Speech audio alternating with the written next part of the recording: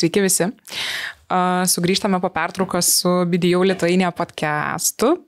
Ir iš tikrųjų šiandien turim labai tokią aktualią, svarbią, įdomią temą - tvarumas. Vieniem jinai jau iki gyvo kaulo įgryso, kiti iš vis galbūt net nežino ar ne, kaip čia kas vyksta. Tai turim netgi 2 svečius šiandien. Labai smagu ir malonu. Tai Vilma Sabaliauskienė ir Domas Danevičius. Tai paprašysiu truputį prisistatyti, papasakoti. Galbūt ir šiek tiek paliesim ar ne, kaip susiję su tuo tvarumu. Tai pradėkim, Vilma, tikriausiai nuo jūsų. Ačiū, sveiki visi, ačiū, kad pakvietėt. Malonu čia būt. Tai taip, aš esu Vilma, teisininkė, advokatė. Pradėjau savo teisininkės karjerą nuo aplinkosaugos srities prieš daugiau nei 15 metų.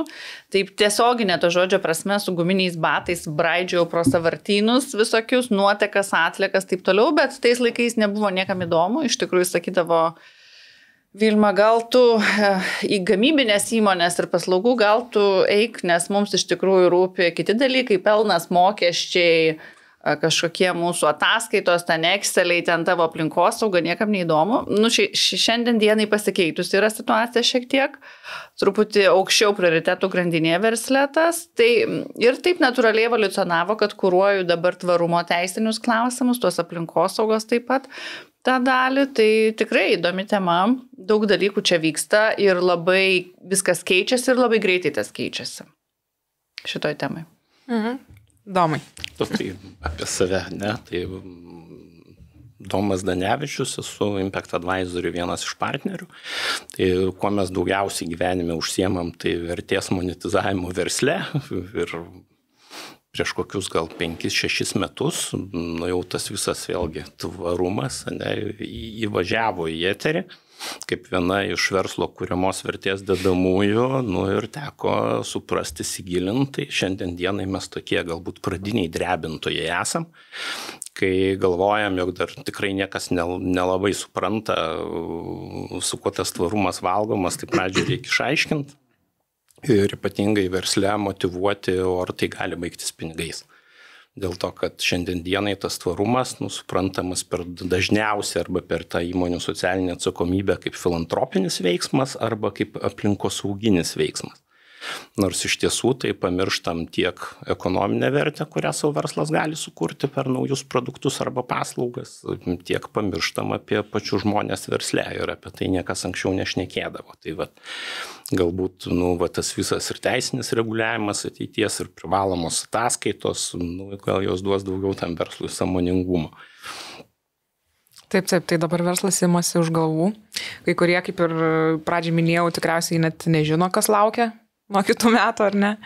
Tai man patiko Vilmos mintis, kad verslo požiūris keičiasi. Na, aišku, iš dalies jis privalo keistis, bet Vilma truputį tikriausiai norėsiu, kad plačiau papasakotumėt, ar ne, kaip keičiasi, kas konkrečiai keičiasi, galbūt ta specifika jūsų konkrečiai specialybei, tai būtų įdomu jūsų nuomonę išgirsti. Šiaip galėtų greičiau keistis, tas požiūris kartais pagalvoju, bet aišku, pokytis yra. Tai kas motyvuoja verslą, kaip sako, arba tas morkos arba lazdos principas, ar ne, tai vieniem toks veikia, kitiem toks. Per visus šitos metus aš pastebėjau, kad aišku įtaką padarė ateinantis užsienio kapitalo verslai, nes jie natūraliai iš didžiųjų grupių atsineša tą sustainability temą ir privalo ją vystyti ir vysto ir keičia truputėlį verslo tokią sąmoningumą, gal sakyčiau. Toks pavyzdys, kuriuo galiu pasidalinti, tai buvo Decathlon sporto prekių tinklas. 17 metais mes atidarėm pirmą jų parduotuvę, kaip teisiniai partneriai padėjom Vilniuje, dabar jau jie yra ir Rygoje, Taline ir Kaune, bet ką aš noriu pasakyti, atskrido iš Prancūzijos jų tvarumo vadovė grupės ir turėjo interviu su visais socialiniais partneriais, su naujosios Vilnios vaikų mokyklom, su įvairiais NGO ir su manim ir sako, kokį mes pėdsaką po savęs galim palikti teigiamą Lietuvoje, kuo mes galim prisidėti kaip verslas prie kažkokių teigiamų pokyčių. Tai aš sakau, pirmą kartą girdžiu šitą klausimą iš viso ir manau, kad labai gerai, tai buvo 2017 metai, kad jūs čia ir yra pokytis, kad jūs jau užduodate tuos klausimus, nes tie klausimai natūraliai sukelia mintis ir smulkesniems verslams, ne lietuviško kapitalo verslams. Tai šitas turbūt antra priežastis, kad pakeitė, neišvengiamai ir visokios baudos, bylos, žalos, ta pati Metrail didžioji 30 milijonų eurų per pakuotės taršos mokestį. 2000 įmonių Lietuvoje nukentėjo 17-18 metai, labai sena istorija, bet tai yra skausminga, labai tokia pamoka, kai pagaliau verslas susimastė, kad tai nėra gal tik buhalterijos dalykas, apmokėti sąskaitą faktūrą kažkokiam atliekų tvarkytojui, kažkokiai organizacijai, kad reikia ir savininkui, ir vadovui truputį pagalvoti, ne? Tai paskui visi Klaipėdos, Grigeo paketai, teisės aktų pakeitimai, Green Dealas, žiedinė ekonomika, tai natūraliai tiems verslams, kurie kaip čia neturi iš savęs tos motivacijos, tai tikrai ateina toks iš viršaus tas nuleidimas, kad nebėra kur dėtis, tiesiog reikia vykdyti viską. Na jo, taip, tai tikėkime, ta situacija tik geryn ir tas sąmoningumas verslų apskritai tik į priekį, kaip sakant. Tai o šiaip Vilma pats tas teisinis reguliavimas, ar ne, kaip truputį irgi galbūt iš savo pusės kaip ekspertas galit papasakoti. Jis yra iš tikrųjų labai platus ir daugiasluoksnis, ne? Ir dėl to, kad šiandien mes čia esam strateginiai konsultantai, strategai, teisininkai, auditoriai, tai rodo, kad tvarumas kaip tema yra labai daugiasluoksnė. Ir čia neužtenka kažkokios teisinės kompetencijos. Aš negaliu parengti, tiekėjų etikos kodeksą, padėti į stalčių verslui ir verslas taps tvarus. Ne, reikia truputėlį peržiūrėti visą įmonės veiklos strategiją, trumpalaikę prasme, ilgalaikę. Reikia auditorių, kurie parengtų tvarumo ataskaitas, reikia ir tų partnerių, kurie skaičiuoja CO2 emisijas. Tai yra labai labai daug kompetencijų, dėl to labai svarbu suprasti, kad verslui reikia pasitelkti visą komandą.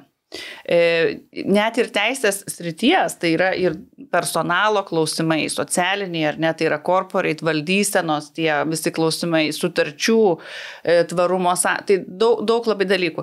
Tai kokia žinutė yra verslui, turėjau tokį klientą, jis sako, klausykime, kur čia paskaityti, dabar einam į Vokietijos rinką, norim būti žali.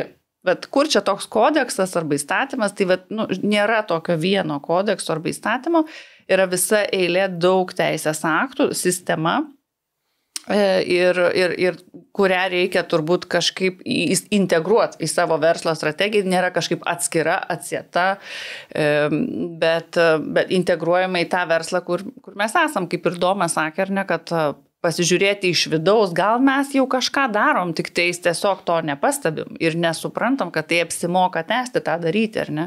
Ir net ir tie dalykai, kurie yra, sakykime, darbo kodekse arba kažkoks teisės aktų imperatyvose, tai irgi yra tvarumo dalis, tai viskas gerai, tai čia nereikia išrasti kažkokių super sudėtingų klausimų, pirmiausia atitikti tą imperatyvą, susitvarkyti, nes tikrai turėjom vieną įmonė, gamybinė, kuris sako, reikia mums ataskaitos, reikia tvarumo strategijos, pasižiūrim darbo tvarkos taisyklės ir darbo sutartis 2000, nežinau, kuriais ten metais jos koreguotos, numatyta, kad atlyginimas mokamas grynaisiais.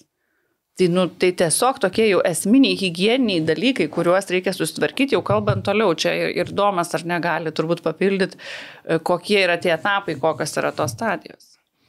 Tai įdomu. Šiaip dažniausiai, kai mes žiūrim, jeigu šiaip iš paukščio skrydžio dabar Lietuvą apžvelgti, tai yra tokios 3 esminės, apskritai, bet kokios veiklos, pavadinkim, vystymosi stadijos, ir pirmoji yra taip ta vadinama self-awareness, kai apskritai aš turiu, prieš ką nors pradėdamas, suprasti, ką aš darysiu ir kur aš esu.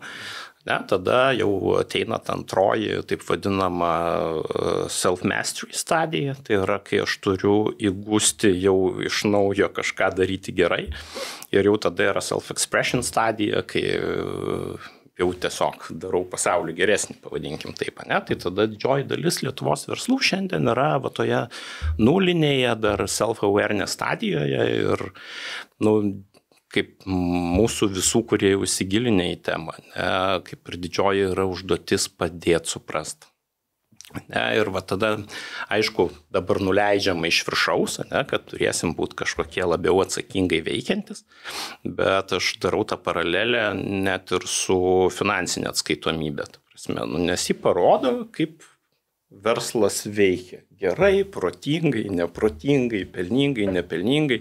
Tai va ta nefinansinės atskaitomybės dalis pradeda verslui padėti suprasti kitus verslo aspektus. O tai kaip aš su aplinka elgiuosi, kaip aš su žmonėm elgiuosi, kaip aš su suinteresuotoms šalim, kurios yra aplink verslą elgiuosi, kokią aš čia tą ekonominę ar socialinę vertę kuriu darydamas tą verslą. Ne? Tai čia tiesiog yra va to sąmoningumo klausimas.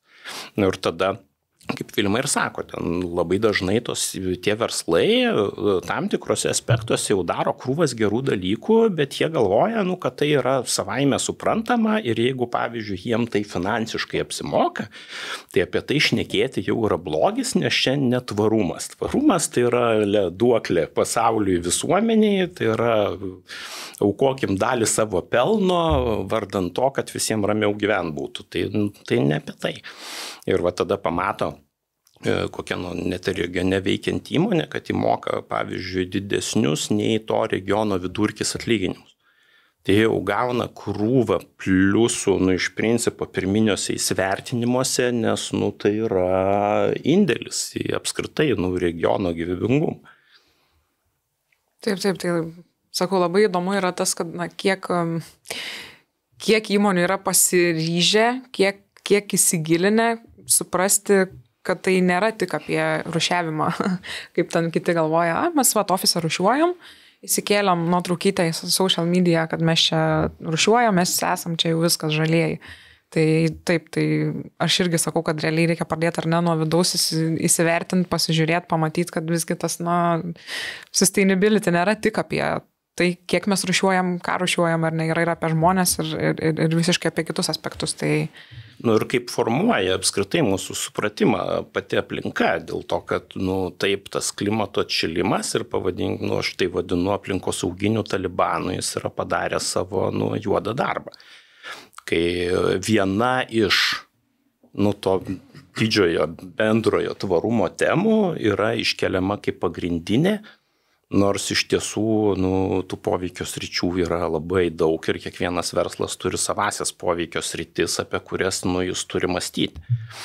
Ir pavyzdžiui, ten kokiose profesinėse paslaugose, tai jeigu mėgstu advokatų kontoros pavyzdžius, tai jeigu advokatai nusiperka elektromobilį, tai pasaulis to iš jų neprašė to daryti. Dėl to, kad ten tada tas jau atsakingas verslo veikimas arba profesinių paslaugų tvarumas daugiau susiveda į žmonės, kurios jie turi, į jų žinias ir profesinį integralumą, kaip jie sugeba teikti savo paslaugas rinkai. Ir šitoj vietoj, jeigu visi apsikabina ir sudalyvauja akcijoje darom arba rūšiuoja plastiką ofise, kaip ir šaunuoliai, bet prie rojaus vartų Šventas Petras jų paklaustų ir jie tada girtųsi elektromobilį, va čia pirkom žaliai važinėjom, sakytų, ne, eikit dar į skaistyklą pabūt.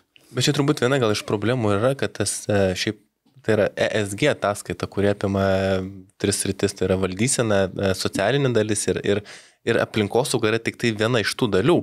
O Lietuvoje tas yra prigijęs toksai terminas tvarumo ataskaita ir visi tvarumą įsivaizduoja, kad tvarus, tai vadinasi, tu nešiukšlinė arba atitinkamai tas šiukšlės rūšiuoja, bet tai, kaip ir kolegos minėjo, tai yra daugias sluoksnis, tas ataskaita, apimanti daug sričių ir tai susiduria su daugybė šitų teisinių reglamentavimo dokumentų, nacionalinių teisės aktų ir tarptautinių dokumentų. Tai šiaip tokiam bendrajam įsivertinimui BDO yra atlikę ES šalių verslų, kurios to šalis po 2004 metų įstojo į ES, kadangi tai artimiausias mums regionas apklausas tenais veikiančių subjektų, tai apima ten tokie šalis kaip Vengrija, Čekija, Slovakija, Slovenija, Lenkija, Lietuva ir Latvija. Tai tas įdomus faktas yra tas, kad apklausos metu dalis įmonių nurodė, jog nėra girdėję apie ESG, tačiau 33 iš tokio atsakymą pateikus įmonių jie turi prievalę pasirengti ESG ataskaitą. Ir 32% respondentų nurodė, kad per pastaruosius 12 mėnesių jie jau dabar iš suinteresuotojų šalių, tai vadinasi iš klientų arba iš bankų, jau gavo užklausą dėl atitinkamų ESG duomenų pateikimo. Tai dar kas šiaip visai man buvo įdomu ir patiko, kad 83% įmonė sakė, kad ESG ateityje bus itin svarbus elementas jų verslo veikloje. Ir respondentai nurodė, kad svarbiausi veiksniai skatinantis ESG principų įgyvendinimą pas juos įmonėje yra įstatyminiai reikalavimai, kaip ir tas lazdos turbūt principas, kaip ir Vilma minėjo, reputacijos gerinimas, kaip pat ir minėjo, tarkim, kada paaiškėjo, kad įmonė regione tom sektoriui veikianti, jinai moka didžiausius atlyginimus, tarkim, tam regione, toj rinkoje, tai toks jau pats marketinginis dalykas, tarkim, tas išnešimas žinios. Ir kas yra įdomiausia, tai ir nurodė, kad yra teigiamas ryšys tarp ESG ir finansinių rezultatų. Tai tie, kurie tos principus jau yra gyvendini, jau yra pastebėję akivaizdžią naudą ir įmonės finansiniams rezultatams.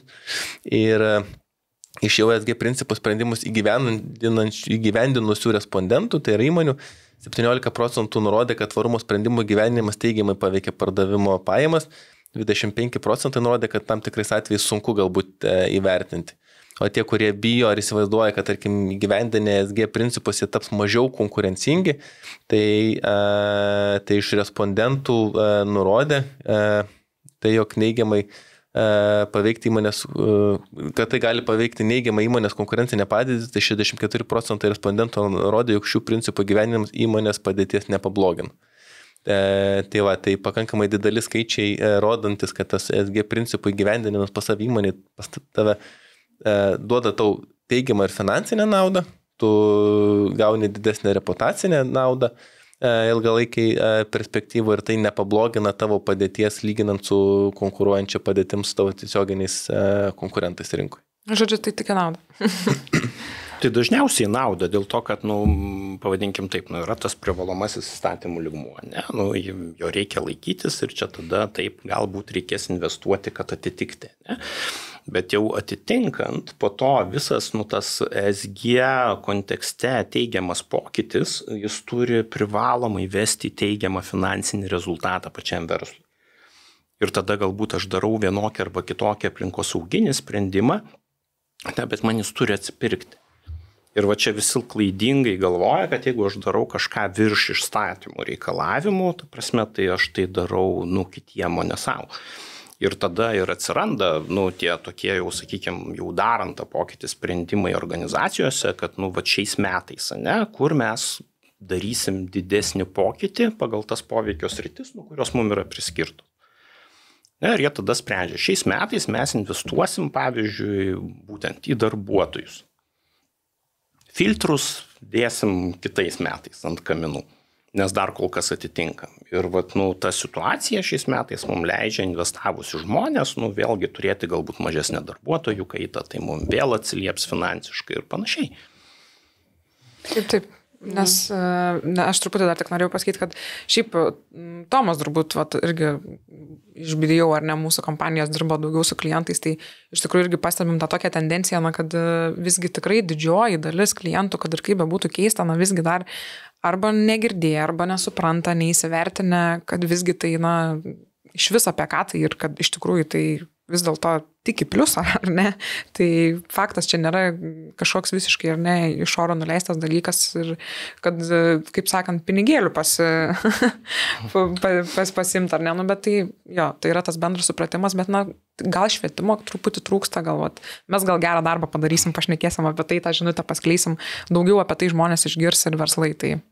Nes visi galvoja, kad tai yra korporatyvinio, iš korporatyvinio dar tokio senojo mąstymo ateina, kad jeigu lenktyniaudavom apyvartom pelnais rinkos dalim, tai tada atsiradus tai nefinansinė atskaitomybė reikės lenktyniauti ir ten. Nors iš tiesų pats principas yra lenktyniavimas pačiam su savim, žinant, ką tu įtakoji. Ir kad kitais metais būtų neblogiau, ir būtų gerai, kad būtų keliose vietose ir geriau. Ir šitoj vietoje tai nėra užduoties, dabar pradėsiu save matuoti ir kitais metais jau 50% ką nors pagerinsiu ir panašiai. Nėra to spaudimo. Svarbu atitikti, o jau tada tas teigiamas pokytis, jis priklauso tik nuo pačio verslo. Ir būtent tais atvejais, kada jie sąmoningai įsivardina, kad jiem tai apsimoka ir atsiperka. teisingai labai tie žodžiai, kad įsivertina, kas apsimoka ir kas yra verta, bet pačios ataskaitos parengimo metu, tu ataskaitą rengdamas, tu privalai vadovautis teisės aktais, tu privalai vadovautis tvarumo direktyvą, apie kurią visi kalba, ta CSRD arba ESG direktyva, tai yra tik tai teisinis dokumentas, kuris tau pasako, kad tu turi prievolę rengtis atitinkamai tas tvarumo arba ESG ataskaitas, jeigu tu atitinki nustatytus ten tos kriterijus, nurodo, kas gali, tarkim, tave audituoti, kokie yra pačio direktyvos taikymo apreptis, bet pats tvarumo direktyvos įgyvendinimas ir tos ataskaitos parengimas tai yra paremtas 12 Europos tvarumo standartų. Tai tu privalai, rengdamas ataskaitą, vadovautis ir laikytis tų tvarumo standartų nustatytą metodologiją arba reikalavimais ir tu pagal tai turi pasirengti tą ataskaitą, kur iš tiesų susideda iš 4 pagrindinių dalių. Tai yra pirma dalis yra dvigubo reikšmingumo vertinimas, kurio metu tu pats, tavo pasirinkti konsultantai, jeigu tu su konsultantai darai ir jų ekspertinės žinios ir patirtis ir kitų suinteresuotų šalių pagalba, tai yra iš 3 taškų yra suformuojamos reikšmingos temos ir potėmės, kurios visų vertinimų yra aktualiausios tavo įmoniai, apimant visus socialinės, valdysenos ir aplinkos saugos veiksnius. Ir tada išsigryninę šitas visas temas yra priskiriami atitinkami tokie duomenų taškai, pagal kurios įmonės turi atitinkamai, jeigu tai yra kiekybiniai duomenys, tos duomenys už tą visą laikotarpį ataskaitos rengimui, kuris yra aktualus, tos duomenys sukaupti, jeigu tai yra kokybiniai taškai, tarkim, susiję su atitinkamų tvarkų, metodologijų parengimu, to teisinių reguliavimų su tvarkom, tai pasirinkti atitinkamai tas ataskaitas ir ketvirtoj daly, tai yra būtent tų ataskaitų arba tvarkos teisinis pasirengimas, duomenų sukaupimas ir tik tai paskui jau paskutinis žingsnis yra tvarumo ataskaitos pasirengimas, pačio dokumento pateikimas. Ir kas yra svarbu, kad šitie visi veiksniai sekantis vienas po kito yra ypatingai svarbus, nes jeigu tu pirmam veiksme suklysi ir netinkamai identifikuosi atitinkamai temas, tai tau visas procesas jisai sugriūva. Ir kas mes matom iš savo patirties, iš ataskaitų rengimo patirties, kad rekomenduojam visą laiką pasirinkti tą subjektą, kuris parengs visus 4 žingsnius, kuris turi patirties ir gali šitus visus žingsnius parengti, nes atsakomybė už pačios direktyvos įgyvendinimą tos įmonės atžvilgiu, tai yra už ataskaitos parengimą tenka tam, kuris tą ataskaitą parengė. Tai kiekvienas ataskaitas rengintis subjektas, jisai bus suinteresuotas, kad tie visi 4 žingsniai, kurie buvo atlikti, bus atlikti teisingai, nes ta ataskaita turės būti audituojama. Ir jeigu bus sąlyginė išvada, tai atitinkamai tos, tarkim, nepasitenkinimas arba pasiekmes teks tam ataskaitos rengėjai. Ir mes iš savo patirties, tikrai čia, pavyzdžiui, nesenas pavyzdys buvo, kada kreipėsi klientas, nusipirkęs dvigubo reikšmingumo vertinimą, pasidarė apklausą, apsiklausė rinkos žaidėjus, kurie tas paslaugas teikia, visų kainos buvo tokios panašiam rėžį, bet susirado asmenį, kuris teikia pigiau. Veikia ten, tarkim, pagal individualų liudijimą, ar tas paslaugas teikia pigiau, ir jisai tas paslauga buvo, bet jisai daro tik tai tą dvigubo reikšmingumo to vertinimu. Ir kreipėsi į mus, ar galim, tarkim, padėti su kitu etapu gyvendinimu, paprašėm, kad pateiktų tiesiog tą dvigubo reikšmingumo vertinimą. Tai įmonė turi daugiau negu 700 darbuotojų, turi daugiau negu 80 automobilių pas save ir pas juos dvigubo reikšmingumo vertinimo išgrynintos temos yra vien tik iš valdysena. Jokios socialinio klausimo, jokios socialinės temos, jokios ekologinės, tarkim, temos, viskas susiję tik tai su valdysena. Tai yra parinktos tos temos, kurios yra tiesiog pačios patogiausios ir pačios lengviausios, tarkim, ten jų gyvendinimas arba pokytis. Ir tai yra vienas dalykas, tai yra klientas sumoka pinigus ir paskui ateidamas pas kitą paslaugos teikėją, tu turi mokėti daugiau, nes jau sumokėjai ir, tarkim, pats produktas yra blogas. Jeigu tu surasi tokį patį, kuris tęsta tavo tolesnį darbą, tu bet kokiu atveju užtriksi dėl to, nes tau auditorius audito metu tau tiesiog tos ataskaitos nepraleis ir grąžins atgal. Tai yra tas ypatingai svarbu ir pačių nusiteikimas, pasirengti kokybišką daiktą, investuoti į profesionalus, nes tai yra tęstinis projektas. Tai yra ne 1 metų ta tvarumo ataskaita ir ta tvarumo ataskaita vėliau jau gali laužyti įvairiais kampais ir gauti ir finansinę, ir ekonominę, ir marketinginę naudą. Tai yra tas produktas, kurio statosi paskui visi kiti dedamosios kitos dalys, tarkim. Taip sakyčiau. Vilma, jūs dar. Tai aš tik tai galiu pritarti Tomui ir iš tikrųjų man tai primena visą šitą istoriją ir aš kartais sakau verslam, kai buvo bendrasis asmens duomenų apsaugos reglamentas irgi atėjo, GDPR tas ir visi sakė, ai, čia nesąmonė, čia neateis, gal atšauks, niekas neatšaukė, kažkaip jau visi lik ir pripratom prie to reguliavimo, baudos yra griežtos, turėjome įvairių ir duomenų nutekinimą ir visą kitą, bet aš atsimenu, kai įmonės jau turėjo susitvarkyti ir atitikti, tai tikrai tiek atsirado tiekėjų, praktiškai iš Google galėjai ten parsisiųsti asmens duomenų apsaugos dokumentų paketas su visom tvarkom, nežinau, už kelius šimtus eurų, bet po to mes jau kaip advokatai gavom pasakmes. Kai įvykdavo kažkoks lūžis, įsilaužimas, ten nutekėjimas, tai tada, matom, kad ten su klaidom, tiesiog bet kaip. Ir tada verslas turbūt turi pasimokyti savo sąskaitą, ne, kad netaupyti.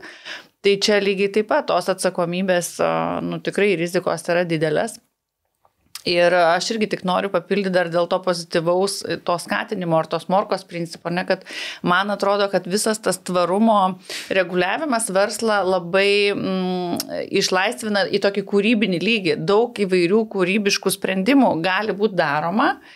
Pastebima, kas jau daroma ir, pavyzdžiui, ta pati teisė tą skatina. Ne? Ir sako, pavyzdžiui, yra net Europos komisijos komunikatas toksai dėl susitarimų tarp konkurentų, horizontaliųjų susitarimų, kad yra leistini susitarimai konkurencijos teisės prasme, tai nėra kažkoks draudžiamas, jeigu konkurentai tarėsi dėl tų sustainability dalykų, ar ne, sustainability kažkokių klozės, pavyzdžiui.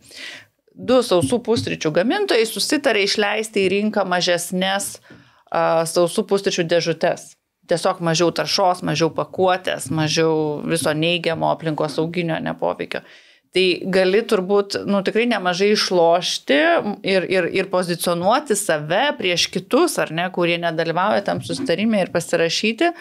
Nekalbu jau, kad įvairūs tiesiog mokesčių lengvatiniai dalykai, nėra taršos mokesčių. Ne, ir tas skatinimas jis yra, nekalbant apie tai, kad eilė visa tyrimų rodo, kad dabar vartotojai jau labai žiūri ir renkas. Ir visas greenwashingo draudimas, reguliavimas, ar ne, čia irgi ateina, taip Europos komisija skaičiuoja apie 80% vartotojų dabar kelia klausimą, kaip prekė, paslauga, kurią aš perku, buvo pagaminta, suprojektuota, iš kokios šalies neatvažiavo, ten vaikai dirbo nelegaliai ar nedirbo, kaip gyvūnų gerovė užtikrinta ir taip toliau. Tai reiškia, tai aš eidamas tą tvarumo kelionę, tuo keliu aš galiu ir įgyti konkurencinį pranašumą. Galbūt aš galiu sugalvoti visai kitus naujus veiklos modelius, ką irgi skatina Europą su savo reguliavimu. Pavyzdžiui, kodėl parduot galbūt nuomot galiu? Gal galiu daryti nuomos kavinę, kur aš ateinu ir išsinuomoju kompiuterį, dviratį, šalmą, drabužius ir sėdžiu. Tai tiesiog labai daug tokio kūrybinio čia yra dalyko ir man irgi visada tą akcentuoju, nesinori nei tų pigių kažkokių formalių tų dokumentų, ar ne, ir nesinori, kad dokumentas būtų dėl dokumento, ne, kad jis atsigula į stalčių, bet toliau kaip savininko paklauso, kodėl pas jūs tokie dideli moterų ir vyrų atlyginimų skirtumai. Tai jūs parašykite į strategiją tvarumo, kad mes sumažinsim, bet šiaip tai sako, jeigu ne eterių, tai jie turi būti mažesni. Ne? Tai, ta prasme, mes tą dokumentą galim, kaip čia nesinori sakyti, iškepti ar tą ataskaitą pateikti, bet čia reikia turbūt keisti tą sąmoningumą apskritai ir to verslo savininko požiūrį į tą procesą.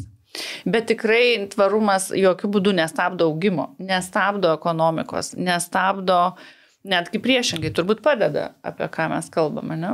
Nes šiaip, kas labai teisingai Vilma paminėjo, kad ir, tarkim, kada esi tvarus, tai tarkim ir mokesčiai, tarkim, kažkokie tai mažesni arba jie nesitaiko, tai tas tvarumo klausimas yra labai svarbus ir verslo santykis su bankais, nes bankai reikalauja tvarumo ataskaitų, reikalauja vertinimo, kiek tavo veiklos, ką tu veiki, yra paremta, tarkim, ta ekologiška, tarkim, veikla, tai tas tvarumo ataskaita tik tai yra vienas iš dokumentų, kuris yra privalomas, apie kurį dažniausiai visi kalba ir tą produktą parduoda arba bando parduoti atitinkamam klientui, bet tas tvarumo ataskaita tik tai yra vienas dokumentas. Antras dokumentas, kuris tikrai yra privalomas įmonėms, tai yra EU taksonomy ataskaita ir jie turi būti eiti kartu. Tai yra ir vienas dokumentas, ir kitas dokumentas, jie vienas kitą papildo.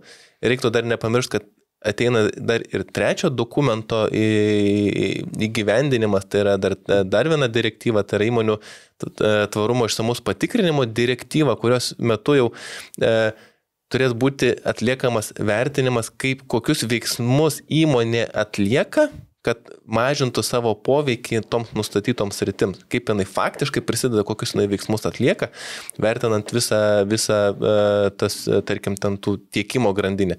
Tai yra tas teisinis reguliavimas ir visas šitas tvarumo papainai tik tai prasideda. Taip. Tai iš tikrųjų ir vartotojų požiūris irgi savo aplinkoje pastebiu, kad moteris dažniausiai ir kosmetiką renkasi, kur jau su gyvūnėliais neišbando ar nebuvo atlikta eksperimentų ir panašiai.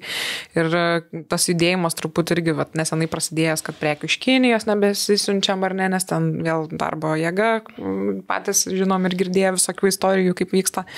Tai iš tikrųjų vartotojų tas supratimas kaip ir irgi truputį sąmoningėja, bet taip, tos verslus kažkaip irgi vadovus, ar ne, tikriausiai galbūt įmonių irgi reikėtų kažkaip pasiekti, kad mūsų ta žinutė tokia, ar ne. Čia viskas nuo mąstymo priklauso. Aš pas, pavyzdžiui, bėgioju ir būna tikrai kartais išbėgi ir kartais užsimanai atsigerti, užeinu parduotuvę ar į degalinę, priklausomai nuo to, kiek būnu toli nubėgęs ir nusipirku gėrimą savo atsigerti, tarkim, plastikiniam buteliukį. Ir aš tą skystį išgeriu ir aš tą butelį, ten man lieka iki namų 8 km, aš jį tušę bėgdamas nešuosi, dėl to, kad man gaila ne 10 centų, kad aš jį išmesiu į šiukšliadėžę, bet man gaila dėl pačio ten tos poveikio, nes aš žinau, kiek ten tas plastikas gamto yra. Tai tas toks supratimas jau atėjo prieš kurį laiką. Ir tiesiog nuo tokių paprastų žingsnių, nuo tų paprastų dalykų kiekvienas pradedam nuo savęs ir kažkada tai tikiuosi, kad ateis tas supratimas ir pačiam verslui ir verslininkui, kad tai kokią tai žalą daro arba kokią naudą įmonei gali daryti. Tai čia toks.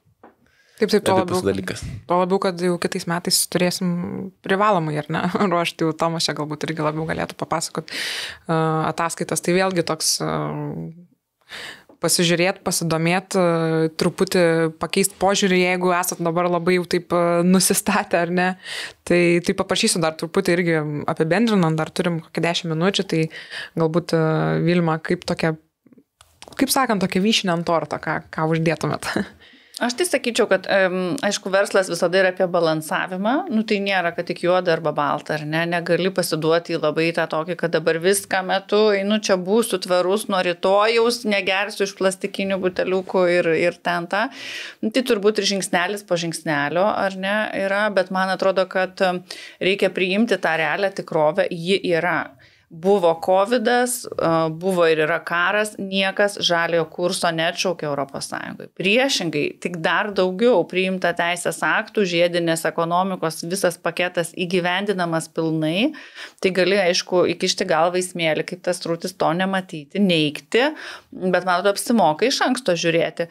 Ir aišku, labiau turbūt net ne tą teisės aktų raidę sekti, bet turbūt savo verslo tokį persižiūrėti strategijas ir visą kitą, tikrai kuo mes tikim, kuo mes gyvenam. Aš labai gerai atsimenu, irgi duodu tą pavyzdį, visiems man toks geras vieno irgi užsienio kapitalo verslo, jie pas save turi restoraną, kavinę ir ten daug maisto atliekų susidaro. Ir jie sako, mes nusprendėm tokį presą nusipirkom, presuojam tas maisto atliekas ir tada mums mažiau jų susidaro. Mes galvojam, tai yra tvarus žingsnis, nes mes mažiau teršiam aplinkosauginę dalim. Ir aš sakau, bet žinot, aš turiu jums pasakyti, kad jūs turėtumėt kreiptis į aplinkos apsaugos agentūrą, gauti atliekų tvarkymo leidimą, tai yra atliekų apdorojimą su tam tikrų kodų. Čia gali daryti tik tam tikri subjektai. Ir tikrai ne jūs. Ir tada jų atsakymas buvo, jeigu ką, mes tą baudą susimokėsim, nes kartais tas biurokratinė tokia našta truputį neadekvati, tą leidimą gauti 1,5 metų, gal 9 mėnesiai, ar ne. Bet mes tikim tuo, ką darome. Ne? Tai vat, iš tikrųjų pasižiūrėti, kuo tiki, kiek tos raidės reikia atitikti tuos jau esminius įstatymų, darbo kodekso ir aplinkosauginių ir kitų įstatymų reikalavimus ir kažkaip balansuoti. Pradėti jau dabar. Taip. Domai. Vyšnių ant torto. Tai tiesiog gal, kad visus, ne tai kad nuraminti, bet taip yra privalomi dalykai. Ne? Bet net jeigu jau atsiranda ta visa atskaitomybė, ne? Verslai turi galvoti apie tai what's next. Ne, ir tas visas ateities verslo konkurencingumas, jis po to vis tiek susiveda į produktus ir paslaugas, kurios verslas kuria, teikia, parduoda. Ne? Ir dažniausiai, ką mes matom, net ir tas konkurencingumo ir net finansinis proveržis ateina per transformacinius produktus ir paslaugas. Tai kaip vienas iš tokių paskutinių metų geriausių pavyzdžių yra, pavyzdžiui, Nestemai dizelinas. Ne, kuris yra visiškai transformacinis produktas ir tai yra ne apie Nestės ataskaitas, o apie iškastinio kuro atsisakymą, technologijas, kurios leidžia gaminti kurą, kuris niekaip nesusijęs su ta nafta, kurią mes čia pumpuojam iš po žemės. Ne, ir tai yra jų ateities konkurencingumo variklis. Ir tai yra ne apie tą faktinę kažkokią atskaitomybę ant popieriaus arba atitikimą reikalavimų. Ir čia net iki gėlių kiosko galim nusileisti, ta prasme, kiekvieną savo veikloje arba versle, tų transformacinių paslaugų arba produktų gali prikurti bele kiek, svarbu, kad pačiam verslui tai apsimokėtų. Ir jeigu tada mes savo produktais ir paslaugom leidžiam kitiem būti irgi atsakingesniais, ar atsakingesniais vartotojais, ar atsakingesniais partneriais ir panašiai, tai mums grįžta. Tai va čia daugiau svarbiau bus galvoti what's next, kai jau atitiksim. Ir aišku, reikia pagazdinti visus smulkesnius, nes praeis keletas metelių ir čia bus net 300 įmonių Lietuvoje. Tada bus 1000 verslų, kuriems jau reikės suprasti, ką jie teikia. Taip, ateina tas momentas, jau beldžiasi. Tai tikriausiai tokia žinutė, ką supratau iš jūsų, ar net tai, kad kartais netgi tas taisyklės ir patys vartotojai diktuoja tikriausiai. Tai vėl, ar ne, mūsų poreikis, kokią prekę rinksimės, ar ne, kokią paslaugą rinksimės, tai irgi, matyt, ir vartotojai yra vieni iš tų tokių irgi pagrindinių nešėjų tų žinučių. Tai... Jie balsuoja pinigais. Taip. Tomai. Jūs čia taip apie tos tortus šneka, tai aš tokį literatūrinį pavyzdį, tai žiemos sezonas, visi gerai prikaupę lašinukų ir nori summer body. Tai tam, kad pasidarytum summer body, tai turi eiti į salę, kurį laiką ruoštis, turi keisti savo mąstyseną, elgseną ir savo maisto racioną, tai savo įpročius ir tada pasieksi tą rezultatą. Tai jeigu tu nori tu summer body ir tą sugalvoji padaryti gegužę, tai tu gali tą daryti tik tai drastiškom priemonėm, mest valgyti, dar kažką tai daryti ir vis tiek to rezultato nepasiekti. Pasiruošimas, kokybė, turbūt aš manau, kad čia tie pagrindiniai dalykai į tą geresnį supratimą ir į geresnį produktą, ant kurio vėliau gali gauti ne vien tik tai savo tokį savo pasitenkinimą, kad tavo įmonė yra atitinkamai tvari, bet atitinkamai ir tą finansinį rezultatą, finansinę naudą ir identifikuoti tas dalis, kurios yra pačios galbūt aktualiausios ir pasilyginti save su kitais tokiais pačiais rinkos žaidėjais. Super. Tai visi sportuoti. Bėgioti salę. Tai čia jau pagal kiekvieną poreikis tikriausiai. Tai iš tikrųjų noriu padėkoti labai už laiką, kad skyrėt, kad atvykot. Tai labai aktuali ir svarbi tema. Tikimės, kad tą žinutę išgirdo ir klausytojai mūsų. Tai jeigu nori kažkas susisiekti, rasti LinkedIn'e, tikrai, manau, Vilma Sabaliauskienė. Laisvai. Mėgstu LinkedIn'ą. Galiu susirašyti. Taip, tikrai rekomenduoju pasiekti Domą, jūs irgi galima. Domas Danevičius. Taip, LinkedIn'e. Galim susikonektinti, ar ne, Tomas Karosas irgi mūsų video taip atstovas, tai būtinai susikonektinkim, bendraukim. Tai iš tikrųjų labai svarbi tema, aktuali ateitis, kitaip pasakant, ar ne. Ir ačiū visiems labai.